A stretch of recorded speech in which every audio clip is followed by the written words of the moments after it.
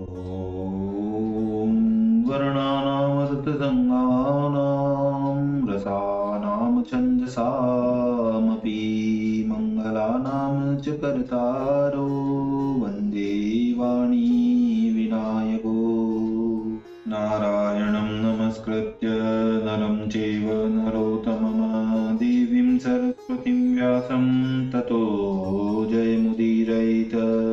गुरुर्ब्रह्मा गुरुर्विष्णु गुरुर्देवो महेश्वर गुरुर्साक्षात् परब्रह्म तस्मै श्री गुरुवे नमः। बोलिए सियावर रामचंद्र भगवान की जय, राधावर कृष्ण कन्हैया लाल भगवान की जय, उमा महेश्वर भगवान की जय, गायत्री ब्रह्मदेव भगवान की जय, सदगुरुदेव भगवान की जय, माता पिता गुरुदेव की जय, समस्त संतगण भगवान की जय, समस्त भक्तगण भगवान की जय। ओम नमः पार्वती पतये हर हर महादेव। तो मित्रों और आप सभी श्रीमद् भागवत कथा के श्रेष्ठ रसिक जनों, श्रोतागणों, अब तक हमने श्रीमद् भागवत कथा को नियमित रूप से, क्रमबद्ध रूप से श्रवण किया है, पठन किया है, कीर्तन किया है, भजन किया है, मनन किया है। अब हम उसी क्रम में श्रीमद् भागवत कथा के 9वें स्कंद के 9वें अध्याय की ओर कथा को अग्रसर करेंगे। आप सभी श्रेष्ठ श्रोतागण, रसिक जन भगवान श्री राधा वल्लभ कृष्ण कन्हैया लाल के श्री चरणों में दृढ़ भक्ति रखते हुए कथा का श्रवण करें, कीर्तन करें, मनन करें, भजन करें। बोलिए राधा वल्लभ कृष्ण कन्हैया लाल भगवान की जय। तो कहते हैं, अंशुमान कुल को कहो नृप खड़बांग समेत, गंगा लाए नवम में भागीरथ श्रुति सेत, भागीरथ श्रुति सेत। श्री सुखदेव जी महाराज कहते हैं कि हे राजा परीक्षित, जिस प्रकार राजा सगर अपने पोते को राज्यभार देकर तपस्या करने को चले गए, अंशुमान भी उसी प्रकार अपने पुत्र को राज्य देकर गंगा जी को लाने की कामना से बहुत दिनों तक तपस्या करते रहे, परंतु उनके मन की अभिलाषा पूर्ण नहीं हुई। कुछ समय पीछे राजा अंशुमान कालवश को मृत्यु को प्राप्त हुए। अंशुमान के पुत्र दिलीप गंगा जी को लाने में असमर्थ होकर काल के कवल हो गए। इनके पुत्र भागीरथ ने गंगा के लाने के लिए बड़ी तपस्या की। तब गंगा जी इनको दर्शन देकर बोली कि हे वत्स, हम तुम पर प्रसन्न होकर वर देने के लिए आए हैं। यह सुनकर भागीरथ ने अपना अभिप्राय निवेदन किया। तब श्री गंगा जी ने कहा कि हे राजन, हे भागीरथ, जब हम आकाश से गिरेंगी तब किसी पुरुष को हमारा वेग अवश्य धारण करना पड़ेगा, नहीं तो हम पृथ्वी को फोड़कर पाताल में चली जाऊंगी। अतः यह तो कहो कि हमारा वेग कौन धारण करेगा। और मुख्य बात तो यह है कि हम पृथ्वी पर नहीं जा सकेंगी, क्योंकि मनुष्य लोग हम में अपवित्र पदार्थ धोएंगे। सो बताइए कि उस अपवित्रता को हम कहाँ धोएंगी। तब श्री भागीरथ बोले कि हे जननी, हे गंगे मैया, हे गंगा माता, संसार त्यागी ब्रह्मनिष्ठ साधु लोग अपने लोक पावन अंगों से आपकी अपवित्रता हर लेंगे, क्योंकि उनके हृदय में सर्व अधारी भगवान नित्य विराजमान रहते हैं। इसलिए वे लोग पाप के विनाश करने को समर्थ हैं। और भगवान रुद्र, जो कि सब शरीरधारियों के आत्मा हैं, और जिस प्रकार साड़ी सूत में पोहे हुई रहती हैं, वैसे ही वे शिव जी इस संसार में अति प्रीति हो रहे हैं। वे ही तुम्हारे इस प्रबल वेग को धारण करेंगे। हे राजा परीक्षित, राजा भागीरथ गंगा जी से इस प्रकार कहकर तपस्या करके देव महादेव जी को प्रसन्न करने के लिए यत्न करने लगे। शीघ्र प्रसन्न होने वाले शिव जी इस राजर्षि भगीरथ पर बहुत शीघ्र प्रसन्न हो गए। महात्मा भागीरथ ने जो कुछ प्रार्थना की उसको लोक हितैषी भगवान महादेव जी ने तथास्तु कहा और सावधान होकर गंगा जी को धारण किया। हे राजन, गंगा जी के महात्म्य का वर्णन कैसे करें। उनका जल भगवान वासुदेव के चरण स्पर्श से पवित्र हुआ है। राजर्षि भागीरथ जी भुवन पावनी गंगा को उस स्थान पर ले आए कि जहां उनके पितृ लोगों की भस्म का ढेर पड़ा था। भागीरथ जी पवन के समान वेगगामी रथ पर सवार होकर आगे आगे चलने लगे और त्रिलोकी को पवित्र करने वाली गंगा जी उनके पीछे पीछे बहती हुई सब लोगों को पवित्र कर भस्म हुए सगर के पुत्रों पर अपना पवित्र जल डालने लगी। हे राजन, सगर के पुत्र ब्राह्मण का अपराध करके भस्म हुए थे, जबकि उनकी राख के ऊपर गंगा जी का जल पड़ा और वे स्वर्ग को चले गए। तब उन लोगों को कैसा फल मिलेगा जो कि श्रद्धा पूर्वक श्री गंगा महारानी जी जगत सुखदायिनी की सेवा करते हैं। सगर के पुत्र अपनी राख पर गंगा जी का जल पड़ने से जब पवित्र हो गए और स्वर्ग को सिधारे, तब जो पुरुष गंगा जी का व्रत धारण करेंगे और श्रद्धा पूर्वक उनकी सेवा करेंगे, उनका स्वर्ग में जाना कुछ विचित्र बात नहीं है। हे कुरुश्रेष्ठ, हे परीक्षित, यहाँ पर यह गंगा जी की महिमा जो हमने वर्णन की, यह कुछ बड़े आश्चर्य की बात नहीं है, क्योंकि ये भगवान के चरण से उत्पन्न हुई हैं और संसार के नाश करने वाली हैं, अर्थात इनकी सेवा करने से संसार का आना जाना छूट जाता है।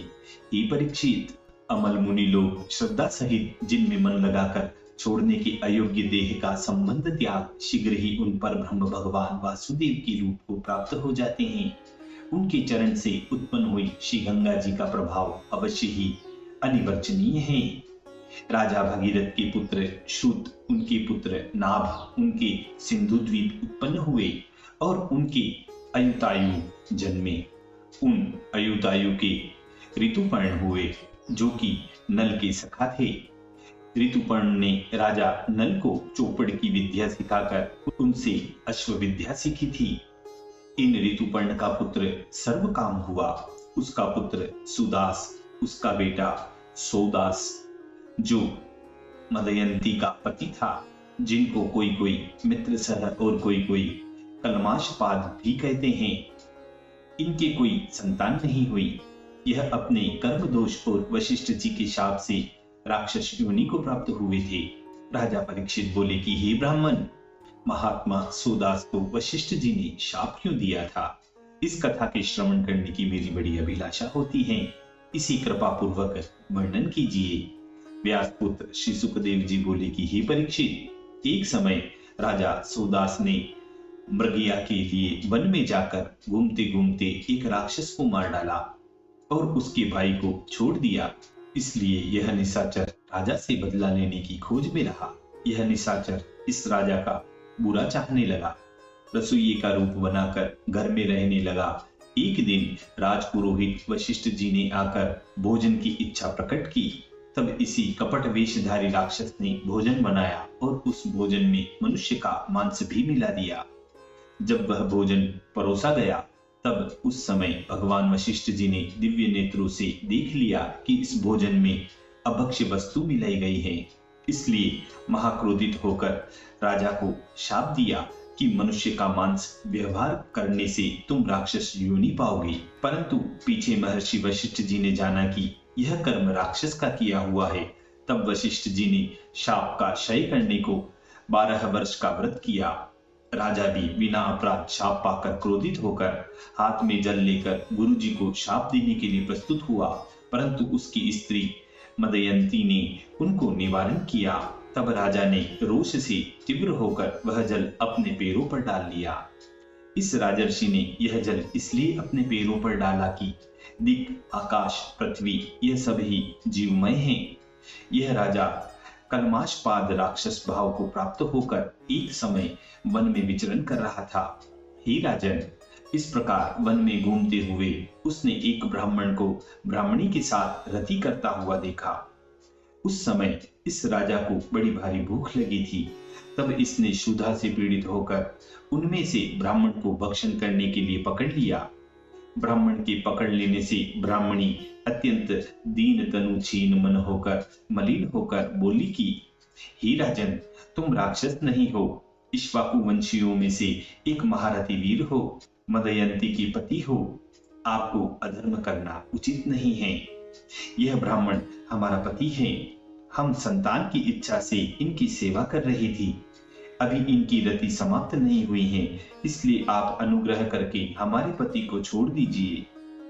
हे राजन, इस मनुष्य देह के अखिल पुरुषार्थ होते हैं, इसलिए देह से नाश को सब अर्थों का नाश कहा जाता है।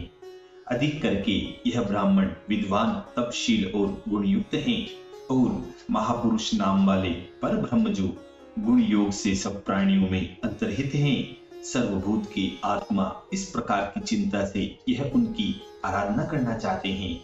हे प्रभु, हे धर्मज्ञ, तुम राजर्षियों में श्रेष्ठ हो, इसलिए पिता से पुत्र के समान तुम्हारे हाथ से यह ब्राह्मण मारे जाने के योग्य नहीं है। हे राजा, कर्म, मन और वचन से सब प्राणियों के प्रति जो सुहृदाचरण करता है, उसको ही विद्या विवेक संपन्न पंडित लोग शीलवान कहा करते हैं। हे धर्मज्ञ, आप साधु जनों के सम्मत हैं। आज आप किस प्रकार गोवध के समान इस निष्पाप और 3 वेदों के वक्ता ब्राह्मण का वध सम्मत समझते हैं। हे राजन, हम इनके बिना एक क्षण को भी नहीं जी सकेंगे। इन हमारे पति को यदि तुमने अवश्य ही अपना भोजन करना विचारा है, तो मृतक तुल्य हमको भी तुम पहले भक्षण कर लो। हे कुरुश्रेष्ठ, ब्राह्मण की भार्या ने इस प्रकार अनाथ के समान होकर करुणा के वचन कहे, परंतु तो भी शाप से मोहित सोदास ने उस ब्राह्मण को भक्षण कर लिया कि जैसे व्याघ्र पशु को भक्षण कर जाता है। जब ब्राह्मणी ने देखा कि गर्भाधानकारी ब्राह्मण को राक्षस ने भक्षण कर ही लिया है, इसलिए अपने निमित्त शोक करते करते क्रोधित होकर इस ब्राह्मणी ने उस राजा को शाप दिया कि अरे हे पापात्मा, तूने हमारे पति को रति से अलग करके भक्षण कर लिया है, इसलिए तेरी मृत्यु भी रति ही करते होगी। हे राजन, पति लोक परायणा वह ब्राह्मणी इस प्रकार इस सोदास राजा को शाप देकर पति की अस्थि जलती हुई अग्नि में डालकर और स्वयं भी उसी चिता में बैठकर स्वामी की गति को प्राप्त हो गई, सती हो गई। और जब 12 वर्ष बीत गए तब राजा सोदास शाप से छूट गया। इसके पीछे जब वह राजा एक दिन मैथुन करने को प्रस्तुत हुआ, तब इस राजा की भार्या ने ब्राह्मणी का शाप कहकर राजा को निवारण किया। हे राजन, तब से राजा सोदास स्त्री के सुख से अलग हुआ और अपने कर्म दोष से निसंतान रहा।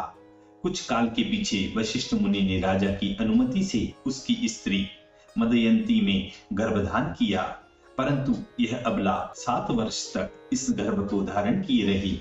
किसी प्रकार से उसने प्रसव नहीं किया।